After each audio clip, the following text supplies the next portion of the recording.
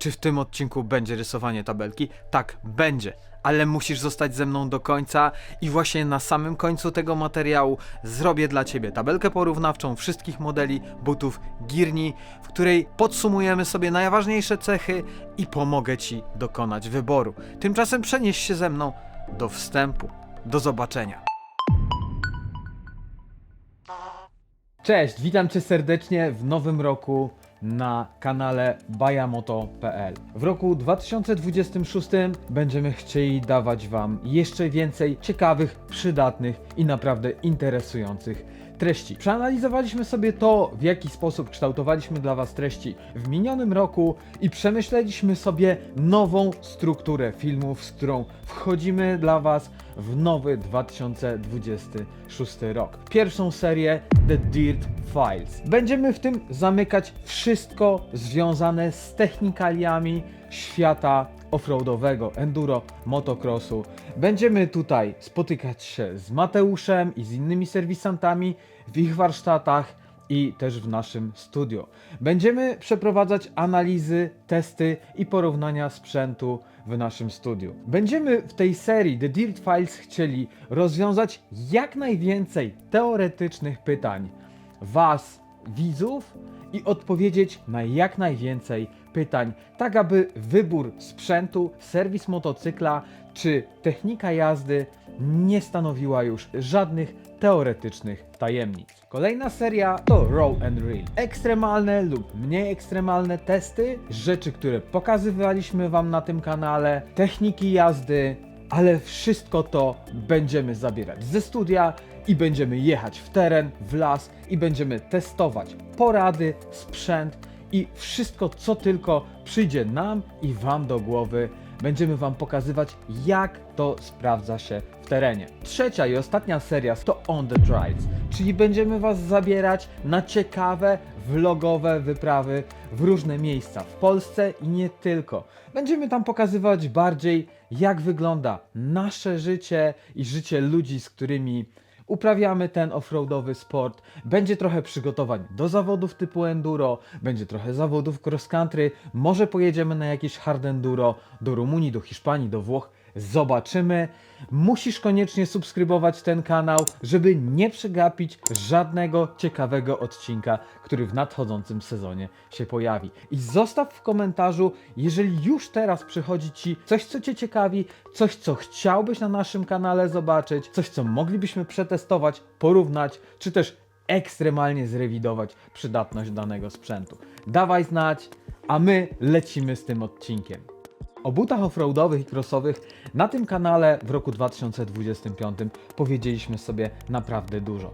A mimo to pojawiało się bardzo dużo Waszych komentarzy, bardzo dużo zapytań o modele, które nie pojawiły się na tym kanale i dużo zapytań do butów, które pojawiły się, ale widać, tamte odcinki, tamte treści nie wyczerpały prawidłowo całej Waszej ciekawości i puli pytań. I wracamy tutaj z tymi 4 butami Girni. I dlatego właśnie w tym odcinku nie będziemy mówić, kiedy, jaka fabryka Girni powstała, czy zaczęli robić te buty w 1938 przy talerzu lasagne, czy w 1952 przy talerzu gnocchów z suszonymi pomidorami. Postaram się teraz powiedzieć o kluczowych różnicach pomiędzy tymi 4 modelami butów Girni. Zaczynając sobie od najtańszych, poniżej 1000 zł, mamy Girni GX1. Później Girni Fastback, czyli but, którego na naszym kanale jeszcze nie było. To będzie totalna nowość dla Ciebie, widzu.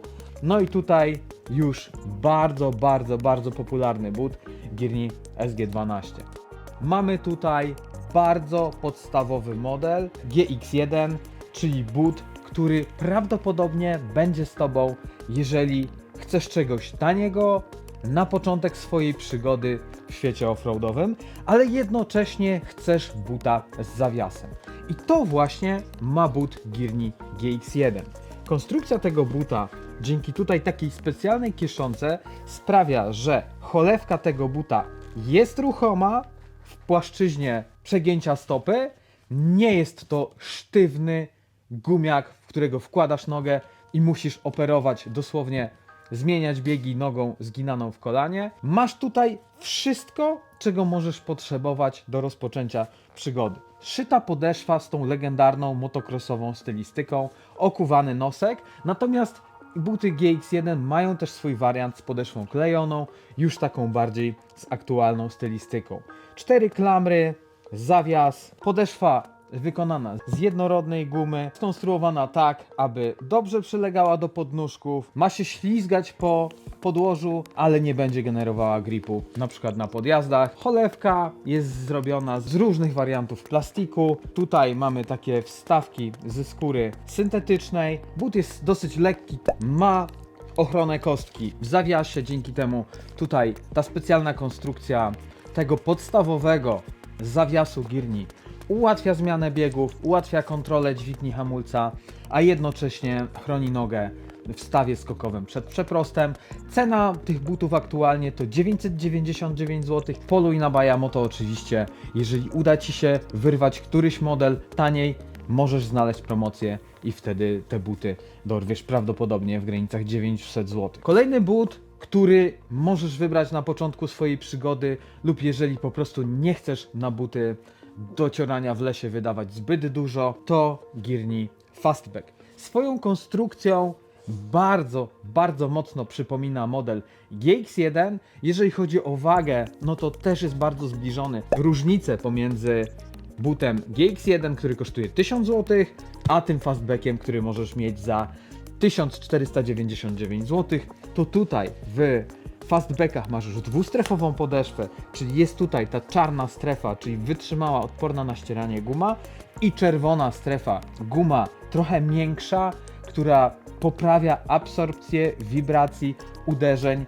Dzięki temu te buty naprawdę fajnie na podnóżkach sprawiają wrażenie przyklejania się do podnóżków i amortyzują te wszystkie wstrząsy, które występują podczas jazdy. Jako różnicę na minus względem GX1, które mamy tutaj, w Fastbacku cała klamra jest w 100% plastikowa, w GX1 fragment tej klamry był metalowy. Akurat jeżeli chodzi o jakiekolwiek buty gierni, praktycznie na klamry nigdy nie mieliśmy żadnej reklamacji.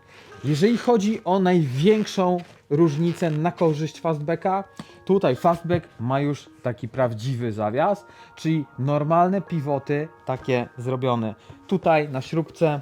Tutaj ten pivot jest jakby podwójny. Dzięki temu ten but ma naśladować anatomiczny sposób zginania się nogi w stawie skokowym. No i ta siła, która jest potrzebna do zgięcia go w kostce, jest dużo mniejsza niż w gierni GX1. Jeżeli chodzi o jakość wykonania, o cholewkę, o materiały użyte, można by powiedzieć, że to jest to samo. Czyli za co dopłacasz te 400-500 zł? Dopłacasz za podeszwę, która da Ci dużo większy komfort, szczególnie podczas długotrwałych, całodniowych wyjazdów. Te wibracje, te uderzenia, mikrouderzenia nie będą przenosiły się aż tak na Twoją stopę jak w GX1. No i ten wygodniejszy zawias. Moim zdaniem, jeżeli chodzi o but, który ma najmniejszy punkt wejścia, najkrócej się rozbija, to jest właśnie but Fastback. Dzięki temu zawiasowi, dzięki swojej konstrukcji, jego kupujesz i praktycznie 1-2 motogodziny i ten but jest rozbity, jest gotowy do jazdy, jest w 100% wygodny, nie ma w nim żadnej sztywności. Bardzo podobnie jak w GX1, natomiast w GX1 ten zawias na samym początku robi troszeczkę większy opór. Z tymi sobie wyjeżdżamy i wjeżdżamy z 2 butami, można powiedzieć, z górnej półki. Niegdyś SG12 było najwyższym modelem butów oferty gierni. Czuć, że ten but jest bardzo masywny. On jest też najcięższy ze stawki. To jest jeden z najbardziej wytrzymałych, topornych butów ogólnie. Nie mówimy o butach tylko i wyłącznie gierni, mówimy ogólnie. Jeżeli ktoś chciał mieć buta, który wytrzyma dosłownie wszystko, zgasisz nim ognisko, pojedziesz nim do potoka, przetrzesz nim o asfalt, wyrżniesz solidnego dzwona i ten but nadal będzie chronił Twoją nogę i będzie w jednym kawałku, to jest właśnie gierni SG12. Mamy tutaj już pełną ochronę stawu skokowego, jest tu taka zintegrowana orteza, mamy tutaj Dual Stage Pivot System, czyli zawias opierający się na 2 punktach rotacji, aby ta kontrola zgięcia była na wysokim poziomie i aby ta rotacja buta w cholewce była bardzo zbliżona do anatomii twojego stawu. Natomiast ja już tutaj czuję, że tego buta dużo trudniej zgiąć niż tego fastbacka, którego pokazywałem przed chwilą. To jest właśnie cecha SG12, która sprawiała, że niektórzy nie byli w stanie zacząć jeździć w tych butach. Tutaj ten próg wejścia jest dużo dłuższy.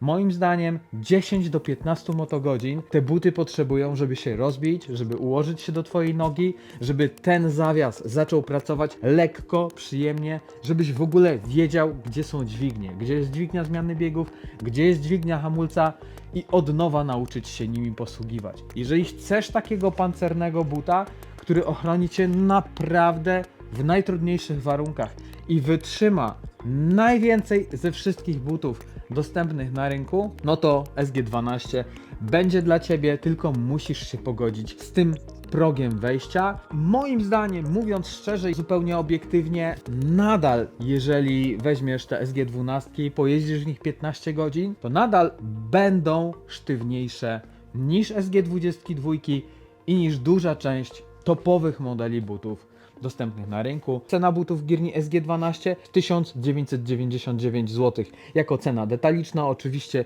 jeżeli trafisz odpowiednią promocję na bajamoto.pl, kupisz je trochę taniej. Aczkolwiek Gierni słucha swoich klientów. Po 10 latach produkcji SG12 postanowili zrobić nowy, ulepszony wariant tamtego legendarnego buta. Tak powstało SG22. Moim zdaniem nie jest to rewolucja w ofercie, natomiast jest to bardzo przemyślana ewolucja. Co zmieniło Gierni względem SG12? Zrobili trójstrefową podeszwę. Tam wewnętrzna część podeszwy ma specjalną inną gęstość, która ma absorbować uderzenia, mikrowstrząsy, mikrowibracje. Tutaj w tej części zewnętrznej jest jeszcze jedna strefa, która, powiem szczerze, ja jeżdżę w SG22 i ten but ewidentnie czuć, kiedy noga stoi na tej strefie, a na tej strefie. To jest zupełnie inny feeling, jeżeli chodzi o czucie podnóżków. Reszta podeszwy, no to jest wytrzymała guma Goodyeara. Cała podeszwa oczywiście taki w SG22, w SG12, w fastbackach może być wymieniona, może być przeszyta, można ją dokupić i dzięki temu, biorąc pod uwagę, że cholewka w Gierni żyje wiecznie, masz praktycznie buty na lata. Moim zdaniem największą zaletą tych butów jest zmiana kształtu czubka. Gierni nazywa to 3D Toolbox, ale niewiele nam to mówi. Dla mnie po testach i porównaniu SG12 z SG22 miejsca na palce, jeżeli chodzi o szerokość stopy, mamy tutaj tyle samo co w obszernych, potężnych SG12, ale ten profil wejścia pod dźwignię zmiany biegów jest o wiele niższy. Tutaj w SG12 on rośnie cały czas do góry, tutaj mamy wysmuklony, podniesioną część ochrony palców, nosek jest skonstruowany w taki sposób, abyś nawet jak przyrżniesz w pniaka, żeby ta struktura 3D ochroniła twoje palce przed złamaniem, przed zgnieceniem, a jednocześnie ten profil jest niższy o kilkanaście procent i wchodzi dużo łatwiej pod dźwignię zmiany biegów. Zmieniła się oczywiście konstrukcja klamer w tych butach. To już jest taki unowocześniony system. Nadal te klamry nie są idealne. Są wytrzymałe, odporne na uszkodzenia, odporne na zniszczenia. Natomiast ja osobiście uważam, że na przykład w Alpine Starsie klamry, jeżeli chodzi o użytek, są dużo wygodniejsze. Jeżeli chodzi o to, czy się zapinają, czy się rozpinają, nie zauważyłem większej różnicy pomiędzy Gierni a na przykład Alpine Starsem, jeżeli chodzi o rozpinanie się przypadkowe w lesie, czy też problem z zapinaniem, kiedy one trochę są zanieczyszczone błotem, brudem. Jeżeli chodzi o konstrukcję, cholewki, materiały użyte do produkcji, no to tutaj SG22 ma trochę inny materiał użyty na tą gumę. Moim zdaniem jest lepiej przyczepna do motocykla niż SG12. Jeżeli chodzi o ochronę stawu, tutaj konstrukcja tej ortezy w tylnej części buta jest bardzo zbliżona do SG12. Jeżeli chodzi o cholewkę w środku, no to tutaj SG22 też jest troszeczkę przyjemniejsza, ma już widać trochę nowszą konstrukcję, ale nie ma tutaj jakiejś totalnej rewolucji. Dla mnie ewolucja, która była w Girni SG22, była wystarczająca na tyle, żeby zacząć w nich jeździć. Kiedyś próbowałem SG12, zostałem przy swoich Alpine Starsach, jeździłem w nich, bo były dla mnie najwygodniejsze, były dla mnie kompromisem wygody i bezpieczeństwa.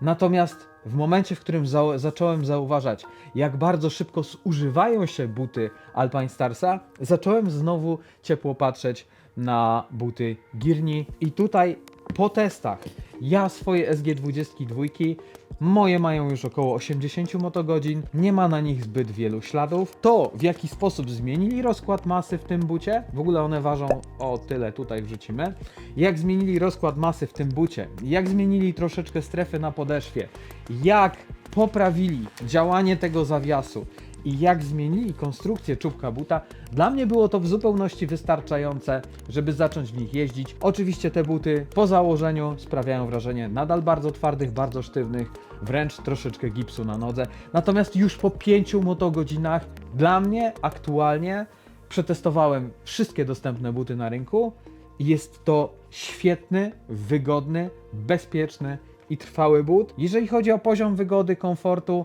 jest na poziomie Alpine Stars Tech 10. Pod kątem ochrony trudno mi było je porównać. Nie miałem ani jednego dzwona, który w Tech 10 uszkodziłby mi staw skokowy. Nie miałem też ani jednego dzwona, który doprowadziłby do uszkodzenia stawu w SG22. Natomiast co dla mnie jest bardzo ważne w SG22, to że mimo praktycznie takiej samej wagi jednego buta jak w Tech 10, to SG22 dzięki swojemu wyważeniu sprawiają wrażenie lżejszych. Kiedy wystawiasz tą nogę do zakrętu, kiedy jednego dnia kilkaset razy zakładasz ją na podnóżek, zdejmujesz, zakładasz, zdejmujesz, nie czuć w ogóle masy tych butów. Jeżeli masz w swoim portfelu 2499 zł i chcesz topowego buta, to warto spróbować. Naprawdę SG22 jest wartym spróbowania ze względu na wszystkie swoje cechy i ze względu na to, jak Girni, rozwijając swoje buty, doszło do tego, co mamy tutaj.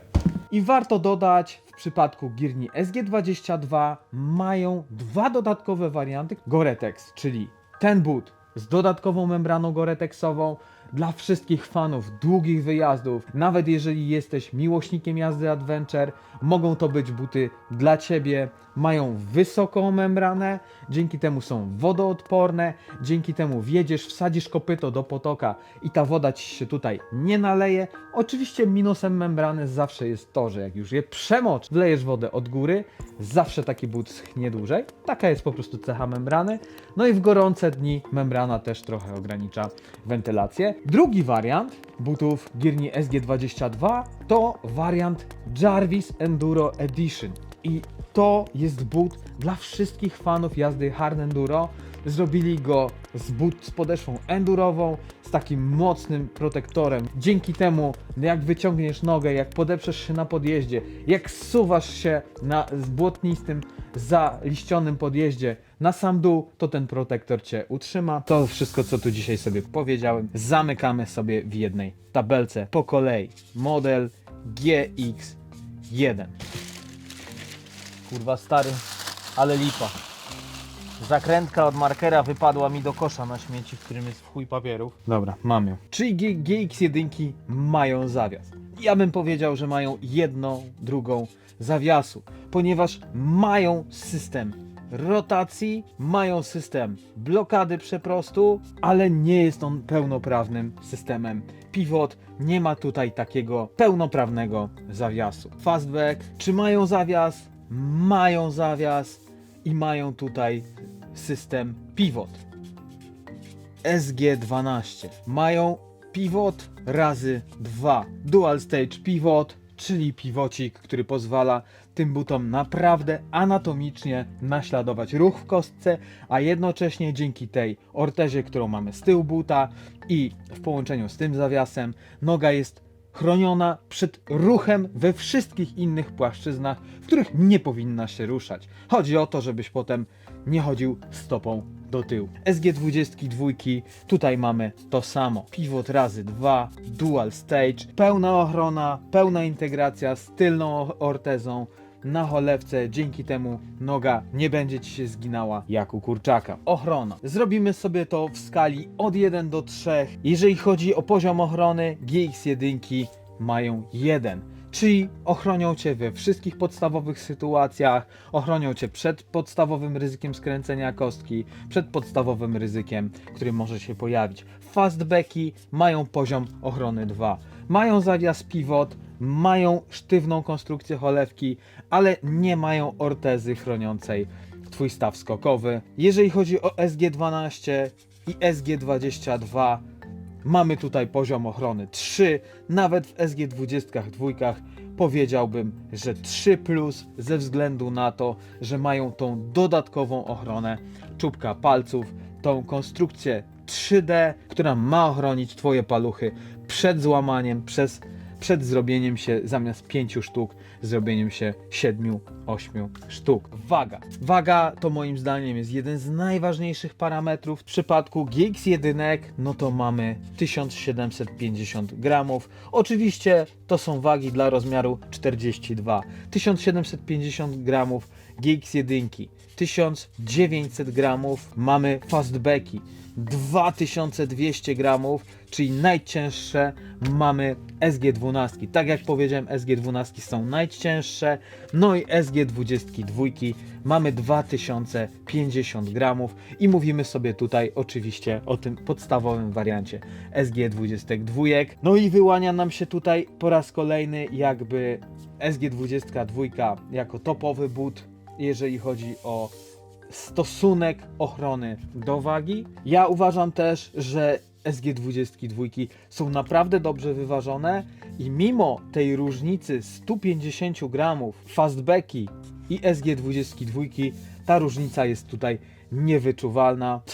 Cena jest bardzo istotna, 999 zł dla GX1, fastbacki 1499, SG12 1999 zł i SG22 2499 zł. Oczywiście są to ceny detaliczne, sugerowane, katalogowe przez producentów. Szukaj na pewno promocji na bajamoto.pl i z tych cen na pewno uda ci się troszeczkę urwać. I teraz jak byśmy sobie mogli to ocenić? To wszystko zależy od zasobności twojego portfela, bo jeżeli twój budżet jest nieograniczony, no to nie ma tutaj żadnych wątpliwości. Królem jest SG22. Świetny zawias, najlepszy poziom ochrony, ochronę palców, wagę w idealnym kompromisie, ochrony do wagi, natomiast no cena jest tutaj jego jedynym elementem, który może wpływać na twoją decyzję. A jeżeli chodzi o podstawowe modele, to szczerze mówiąc, jeżeli masz tylko możliwość, ja rozważałbym bardzo mocno Girni fastbacki. Mają już zawias z pojedynczym systemem pivot, mają ochronę na średnim poziomie, mają wagę 1900 gramów, czyli zamykają się z wagą poniżej 2 kg, no i mamy cenę 1499 zł, co plasuje je naprawdę w fajnej cenie, jeżeli chodzi o porównywanie butów z zawiasem. To jest wszystko, co można na ten temat tych butów powiedzieć. Nie ma sensu wchodzić tutaj w żadne inne dodatkowe techniczne detale. Masz poziom ochrony, masz poziom wygody, masz wagę, masz cenę. Teraz wybór należy tylko i wyłącznie do ciebie. Także podsumowując, jeżeli będzie to twój pierwszy but Girni albo pierwszy but w ogóle, to naprawdę warto, abyś zastanowił się nad którymś z tych butów, które ci tu dzisiaj przedstawiłem. Każdy ma swoje cechy, każdy ma inną cenę. Dużo zależy od tego, czego potrzebujesz, jakie masz możliwości finansowe. Jeżeli zamówisz te buty, to na pewno gwarantuję ci, że będziesz zadowolony. Osobiście przetestowałem każde z nich właśnie po to, żeby dać ci jak najwięcej fajnego feedbacku, jak najwięcej sensownych informacji na temat tego, jak te buty się zachowują, jak się noszą, jak się w nich jeździ. No i co? Mam nadzieję, że ten odcinek pomógł ci, że rozwiązał wszystkie twoje wątpliwości odnośnie przekroju oferty butów Girni.